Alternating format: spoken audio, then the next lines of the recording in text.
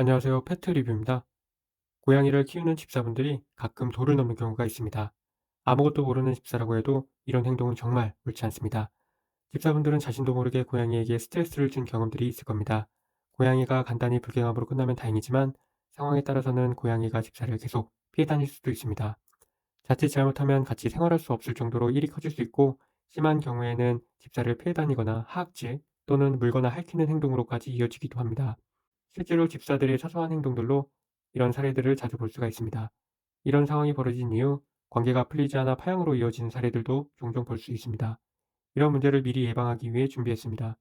고양이가 싫어하는 행동들 중 우리가 흔히 놓치기 쉬운 기본적인 것부터 집사들이 절대 하면 안 되는 행동까지 반드시 알아야 할 고양이가 싫어하는 행동 12가지에 대해서 쉽게 알려드리겠습니다. 첫 번째, 고양이가 집중하고 있을 때 건드리는 것은 정말 금물입니다. 예를 들어 밥을 먹을 때나 화장실을 이용할 때 또는 한참 꿀잠을 자고 있을 때 고양이를 쓰다듬거나 깨우면 스트레스를 받을 수 있습니다. 귀엽다고 계속 쓰다듬는 것도 마찬가지입니다. 고양이도 혼자만의 시간이 필요하기 때문에 스킨십은 고양이의 분위기를 보며 적절히 조절해야 합니다. 두 번째, 무리하게 안아주는 것도 피해야 할 행동 중 하나입니다. 고양이는 기본적으로 구속당하는 걸 싫어합니다. 억지로 안으려고 하면 몸을 움츠리거나 도망치려고 합니다. 물론 안기는 걸 좋아하는 고양이도 있지만 그렇지 않은 경우에는 억지로 안지 말고 천천히 익숙해지게 하는 것이 좋습니다. 처음엔 옆에 앉거나 가볍게 터치하는 것부터 시작해보세요. 세 번째, 고양이는 소리에 민감한 동물이기 때문에 큰 소리에 스트레스를 받을 수 있습니다. 청소기, 드라이기, 천적 소리, 갑작스러운 외부 소리 등은 고양이를 놀라게 만들고 숨게 만듭니다. 가능한 한 조용한 환경을 유지하고 예측 가능한 소음에만 노출되도록 신경 써주시면 좋습니다. 네 번째, 화장실이 더러운 것도 고양이에겐 스트레스입니다. 고양이는 청결을 중요하게 여기기 때문에 더럽거나 냄새나는 화장실은 사용을 거부할 수 있습니다. 반대로 너무 자주 청소하면 익숙한 자신의 냄새가 사라져서 불안감을 느낄 수 있습니다. 최소 주 1회 대청소를 한다면 적당히 깨끗하게 유지하면서 익숙한 환경이 만들어지게 됩니다. 다섯 번째, 고양이 손질도 중요하지만 너무 오래 붙잡고 있으면 안 됩니다. 특히 빗질이나 발톱 손질은 짧게 해서 고양이가 스트레스를 받지 않게 해야 합니다. 싫어하는 신호가 보이면 즉시 멈추고 대신 발톱가리용 스크래처 제품이나 양치용 장난감 등을 활용해서 자연스럽게 관리할 수 있는 방법이 좋습니다.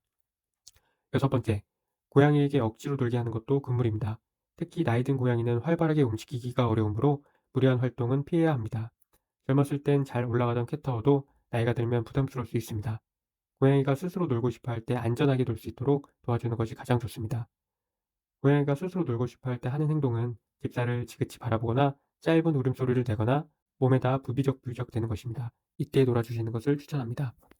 일곱 번째, 사람에게 좋은 향기라고 고양이도 좋아할 거라고 생각하면 절대 안 됩니다.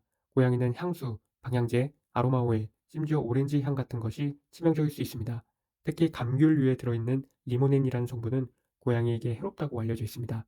고양이 근처에서는 향이 강한 제품 사용을 자제해야 합니다. 아홉 번째, 고양이를 쫓아다니는 것도 안 됩니다. 우리는 장난으로 쫓아다녀도 고양이는 무섭게 쫓기고 있다는 사실만 기억합니다. 자주 이런 일이 반복되면 집사를 무서운 존재로 인식하게 될 수 있습니다. 자연스럽게 다가가 조심스럽게 안아주는 방법으로 접근하셔야 합니다.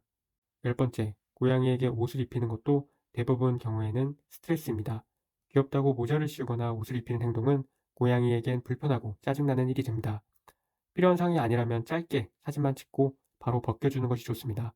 단, 수술 후 보호 목적이나 체온 유지가 필요한 경우에는 당연히 예외입니다. 12번째, 화를 자주 내는 것도 고양이의 관계를 망치는 지름길입니다. 고양이는 혼난다라는 개념보다 집사가 무섭다는 감정을 먼저 느끼게 됩니다. 훈육할 땐 짧고 단호하게 안 돼! 정도로만 말해주세요.